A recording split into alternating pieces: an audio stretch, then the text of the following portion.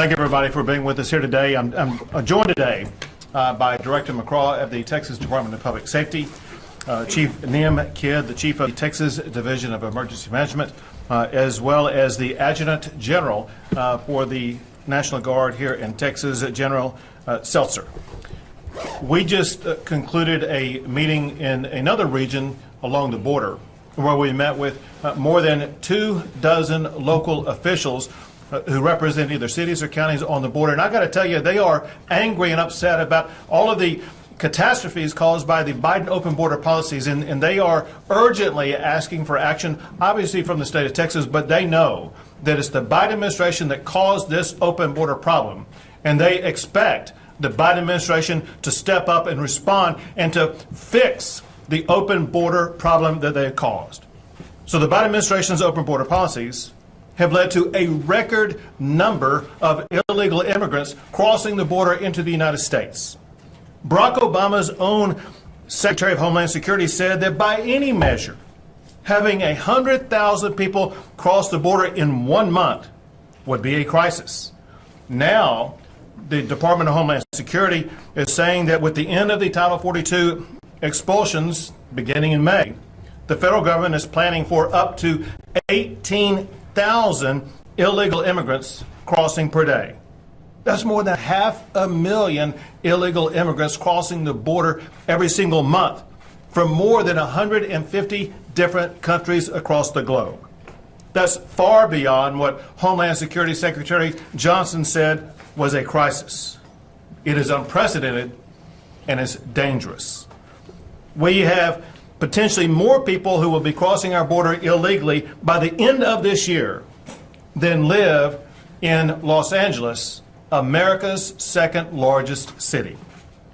With the Biden administration ending Title 42 expulsions in May, Texas will be taking its own unprecedented actions this month to do what no state in America has ever done in the history of this country to better secure our state as well as our nation. Some of what we will be doing will be announced here today. Other parts of what we will be doing will be announced next week.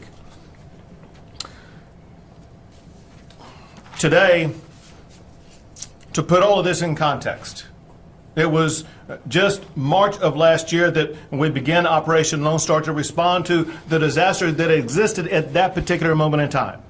To respond to that with the help and support of the Texas legislature, I deployed 10,000 National Guard and DPS troopers to the southern border. They have apprehended more than 200,000 migrants so far. They've arrested more than 11,000, including cartel members, drug smugglers, and cop killers. And of course, they have seized more fentanyl that is enough to kill every man, woman, and child in Texas. And Texas, unlike any state in the history of our country, we have already begun to build our own border wall, securing our state and securing our country. But with the ending of Title 42 expulsions, more must be done. Today, I'm announcing a series of new strategies that will be added on to Operation Lone Star to curtail the flow of drug cartel smuggling and migrants and drugs. The first involves inspections. A zero-tolerance policy for unsafe vehicles for smuggling migrants across the border is being implemented immediately. Cartels use vehicles, many of them dangerous commercial trucks, to smuggle immigrants, deadly fentanyl, and other illegal cargo into Texas and onto our roadways. Effective immediately, the Texas Department of Public Safety will conduct enhanced safety inspections of vehicles as they cross the international points of entry into Texas. Now, I know in advance this is going to dramatically slow traffic from Mexico into Texas. It is a byproduct of cartels crossing the border from Mexico into Texas. And at this time, I'm going to sign my directive to Colonel McCraw, the Director of the Texas Department of Public Safety.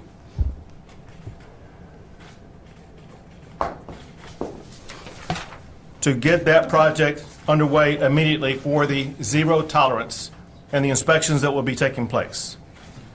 Second, to help local officials whose communities are being overwhelmed by hordes of illegal immigrants who are being dropped off by the Biden administration, Texas is providing charter buses to send these illegal immigrants who have been dropped off by the Biden administration to Washington, D.C. We are sending them to the United States Capitol, where the Biden administration will be able to more immediately address the needs of the people that they are allowing to come across our border. To get that going, I'm going to send a letter to Chief Nim Kidd with the Texas Division of Emergency Management, who will be in charge of this operation.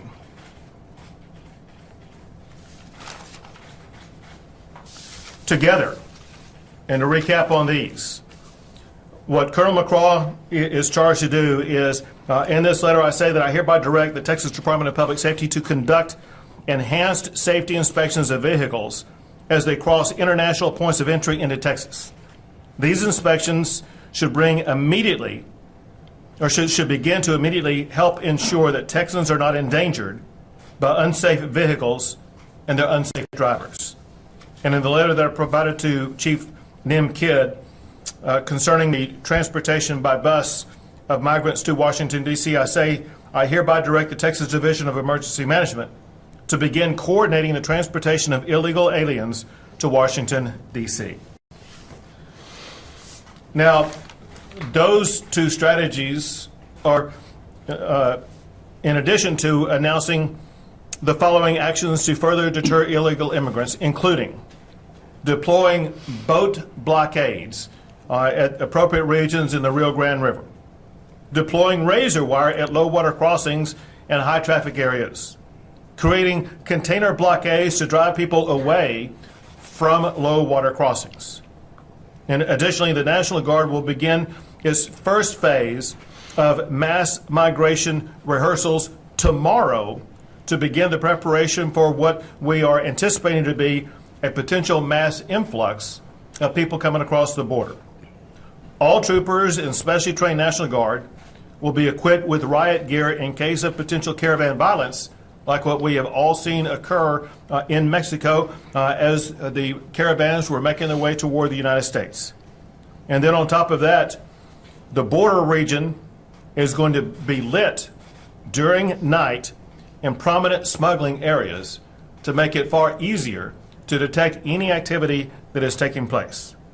Now, as I said before, this is stage one of a two-part process, at least two-part process. There will be more announcements that will come next week. Over the course between today and next week, Texas will continue to evaluate the threats that are posed by the Biden administration's open border policies and announce additional actions next week to respond to these unprecedented illegal border crossings. At this time, I will turn it over to Director Steve McCraw of the Texas Department of Public Safety. Thank you, Governor. Well, Governor, we're going to be in operations at your direction at 4 p.m. today. Excellent. We've got 28 roadway locations that cross into Texas, and we're prepared to launch operations in each of those locations. Thank you. Right, sir. Commercial vehicles, trucking industry is vital to our economy. It's vital to our way of life. And the majority of operators and owners comply with regulations. It relates to safety regulations. And that's vitally important because of their impact on Texas roadways and impact on Texas lives. The cartels could care less about that. They don't care about lives. They don't care about how many people they poison. They don't care how many people they kill. They care not. And they're not afraid of violating, and they have and will continue to do so, motor vehicle carrier laws, commercial vehicle enforcement laws. We've seen it most recently, and in fact it's been increasing, Governor, the amount of smuggling we've seen, the use of commercial vehicles that have come over, 62 people crammed into a tanker, or another 82 into a truck along those lines. And obviously the vehicles are unsafe themselves, but they're even more unsafe because they're carrying people at the time. And the cartels have made it very clear to these drivers, you don't give up to the police. You immediately try to flee from the police. You get these things called bailouts, where the driver leaves and the vehicle continues on. And it risks the lives of not only the people that are on board, but also the community.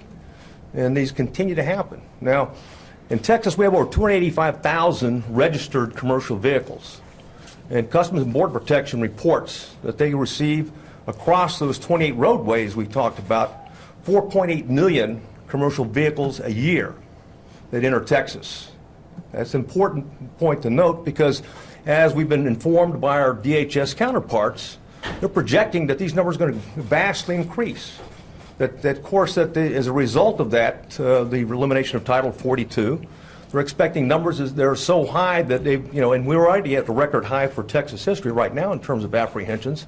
And in anticipation of that, we expect the cartels to do as they've done before when Border Patrol is taken off the line, is fully exploit that, including not between the ports of entry, but at the ports of entry, Governor. So here's an opportunity, based on your leadership, to be proactive, to do what we can to deter, unsafe commercial vehicles onto our roadways. And as we've mentioned, we began operations at 4 p.m. today.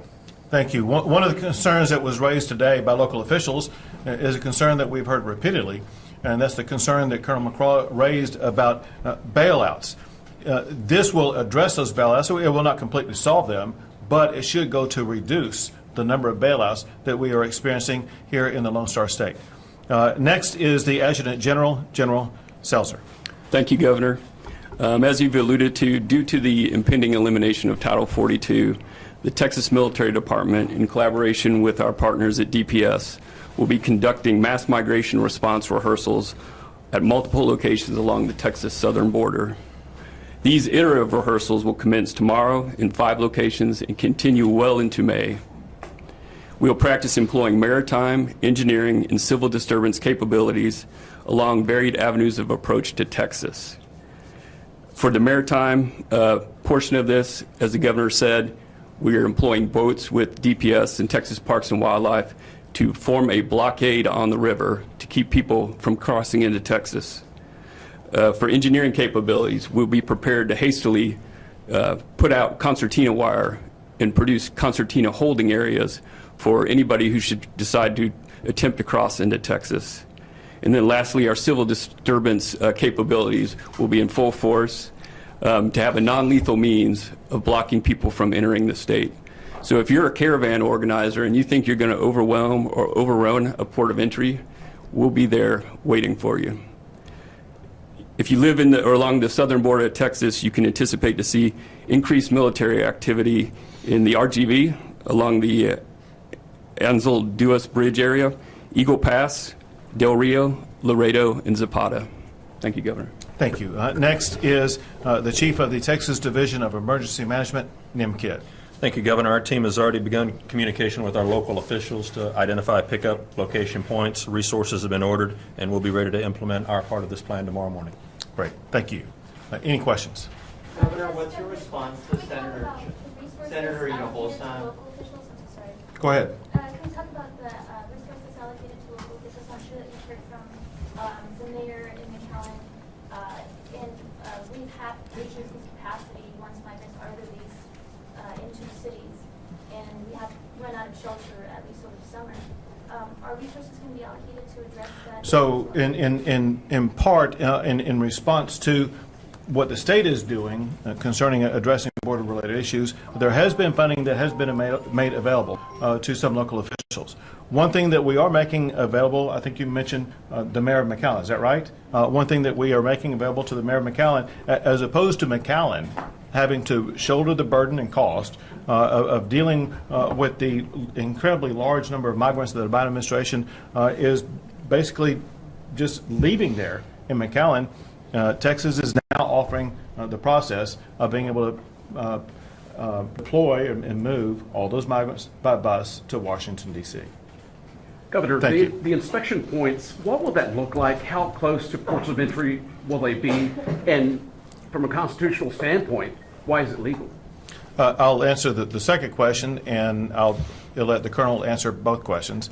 Listen, for the way that the Texas Department of Public Safety will go about this process, they have been through all the legal issues before. It will be happening in the state of Texas, not on the international boundary, so that this is occurring on Texas property, on Texas roadways, which the Texas Department of Public Safety is authorized by law to conduct inspections exactly like what they will be doing. They will conduct them in a way that will ensure that there will be no constitutional issues that can validly be raised against it. Of course, everyone always files a lawsuit. We wouldn't be surprised by a lawsuit, but we know that the process that will be used by the Texas Department of Public Safety will be upheld by the law. As it concerns exactly where they're located, how they will be conducted, that would be more appropriate to be answered by Colonel McCraw. Yes, sir.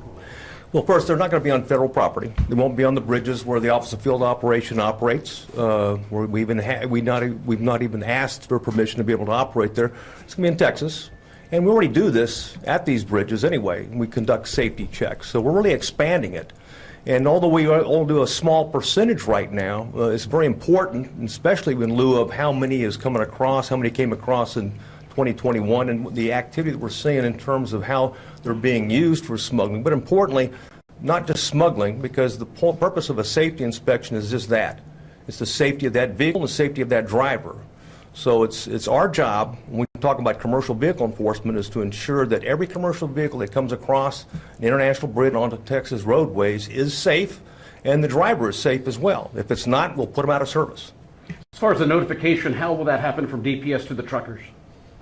As we do anytime they come off the bridge, we will direct that. They'll have plenty of forewarning in terms of what's happening, and we'll communicate that to them clearly. We'll use signage, but more importantly, we'll have troopers on the ground to be able to direct them. Is this going to be every vehicle coming into the state of Texas? We're going to ensure every commercial vehicle that enters the state of Texas is safe. And how do you have sort of probable cause? We don't need probable cause to do safety commercial vehicle enforcement inspections, and that's what we're doing. It's not a subterfuge to locate crime. It's simply to make sure that those vehicles are safe when they enter Texas. I just want to make sure that's clear. Yeah. I also want to bring up the fact that Operation Lone Star is needing an additional $531 million. I guess we could speak to, is this something that we can see funded? And we're talking about these operations, both from DPS as well as the Texas Department of Emergency Management. Is there funding to make this happen consistently? To achieve what we're talking about right now requires no additional funding right now. Obviously, as you're pointing out an issue that was raised in hearings earlier this week, and that's the reality, and that is securing the border does not come cheap. Securing the border would cost Texas nothing if the federal government was doing its job, but because Joe Biden is not securing the border, the state of Texas is having to step up and spend Texas taxpayer money doing the federal government's job. Texans have the backbone and the will to secure a border, two things that Joe Biden does not have. All right, next outlet. Yep. Regarding the charter buses, how many are we talking? When is it set to begin? And again, can you clarify, you're talking about migrants who are like mass released from the federal government into Texas towns that don't have the infrastructure for it. You're going to put them on charter buses and take them to D.C.? I'm going to answer the latter part and let Chief Kidd answer the first part. Yes, so the Biden administration, as we speak, with the current numbers, even before the elimination of Title 42, they've been dumping large numbers of migrants in cities up and down the border, leaving the cities to grapple with challenges they don't have the capability of dealing with. They themselves have been putting these migrants on buses to San Antonio. So I said I got a better idea. As opposed to busing these people to San Antonio, let's continue the ride all the way to Washington, D.C. How can you do that? Hold on a second. He gets to respond to the first part of the question. Thank you. The first part of the question, the long answer is, in past disasters, we have pulled up to 900 buses for operations to do evacuations. We will use as many buses as we need to follow the governor's direction to get this done.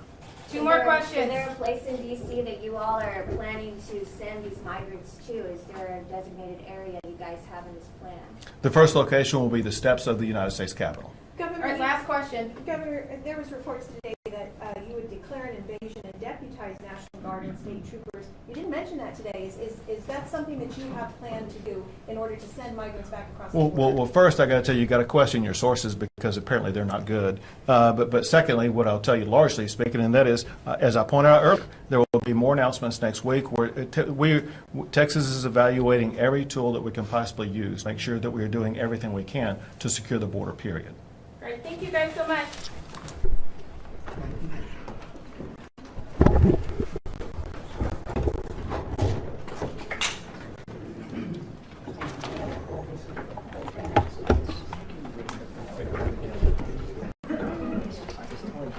Possibly,